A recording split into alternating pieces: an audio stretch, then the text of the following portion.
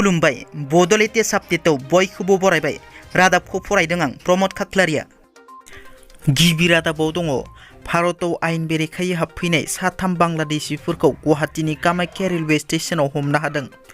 मैया 5 एप्रिलाव आरपीएफ आरो रेलवे पुलिसनि जथाय सिग्रोमनायाव आब्दुल कायुम, आजिम आली आरो साजिल मिया मुंनि साथाम बांलादेशिफोरखौ आयेन बेरेखा आधार कार्ड आरो माखासे फोरमान बिलाइजों लोगोसे हमनो हायो। बिसोर साथामबो खामानि नागिरनायनि थांखिजों काश्मीराव थाहैदोंमोन होननानै मिथिनो मोननाय जादों।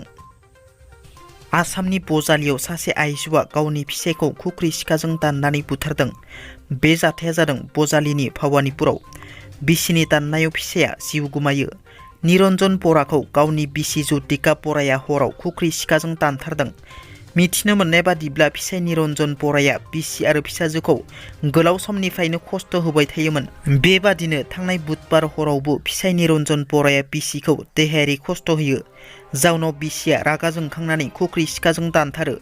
बे जाथायनि उनाव बिसिया गावनि 6 बोसोरनि फिसाजोखौ लानानै भावानीपुर पुलिस थानायाव गावखौ गथायहोयो। रायजोआव फिन रां घुस लानायनि दायाव गुबुन गुबुन जायगायाव साथाम सरखारि साख्रिआवलाफोरा हमजादों। एन्टि कराप्सननि हान्जाजों नगाव ग्राम पन्चायतनि सेक्रेटारि मुकुट चन्द्र कुमारा खामानि मावनायनि मुङाव रां घुस लानानै एन्टि कराप्सन हान्जानि खाथियाव आखाइ दैखाङो। बेबादिनो बिश्वनाथनि फाखरुद्दिन आली आहमेद, हाइस्कुलनि केरानि अनवार इस्लामाबो 5,000 रां घुस लाबाय थानाय समावनो एन्टि कराप्सननि हान्जाजों हमजायो। बेबादिनो रां घुस लानायनि दायाव सासे एसआइ मावफारियाखौबो हमो। थांनाय हराव नगावनिफ्राय सुरजुल हक मुंनि सासे एसआइ मावफारियाखौ एन्टि कराप्सननि हान्जाया हमो। मिथिनो मोननाय बादिब्ला एसआइ सुरजुल हकआ गोजाम केसखौ फोजोबनो 15,000 घुस लाबाय थानाय समावनो हमजायो एन्टि कराप्सननि हान्जाजों।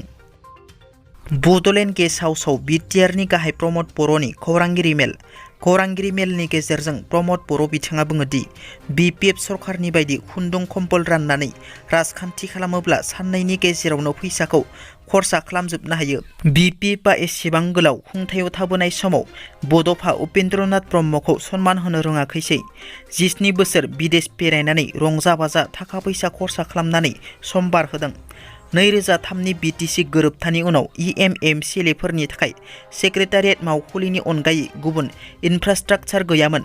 सेक्रेटारियेटनि सिङाव 300 केपासिटि अडिट'रियाम, माजबात आरो गलायगावआव गंसे गंसे गेस्ट हाउस, 500 फरायसालिफोरनि फोसाबनाय, 400निबो बांसिन लामा बानायजागोन।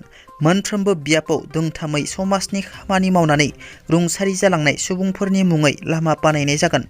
बिपिएफ दोलोनि दैदेनगिरिफोरा फैसानिखौल' सानदों, फेस्टिभेल खुंनायनि गेजेरजों मुलाम्फाखौ नुवाखै। जेबो 16 डिपार्टमेन्टखौ आसाम सरकारनो हरनाय जायाखै। गोजोननि फरायसालि गायसंनो थांगासिनो होनना। चिरां जिल्ला भारत भुटान सिमना गोथौ ओनसोल पाताबारि गामिनि थागिबि मणि शंकर नार्जारिनि फिसाज्ला नेहिमिया नार्जारिया गोब्राब नाजाथाबनायनि गेजेरजों सिलचर मेडिकेल कलेजनि सोलोंथाइ बोसोर 2022-23 बोसोरनिफ्राय एमबिबिएस डिग्री उथ्रिसारना डक्टर जानो हाबाय। बिथांनि जाफुंसारनाया चिरां जिल्ला नाङैनो रंजानायनि दोहौ लाबोनायजों लोगोसे लाइमोनफोरखौ थुलुंगाखां होदों।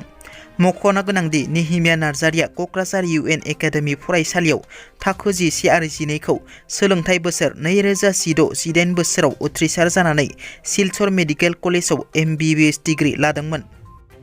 दिनैनि रादाबा एसेनोसै। नोंथांमोना जुदि आंनि रादाबखौ खोनासंनानै मोजां मोनदोंब्ला अन्नानै लाइक, शेयार आरो साबस्क्राइब खालामनो दाबाव। गोजोन्थों।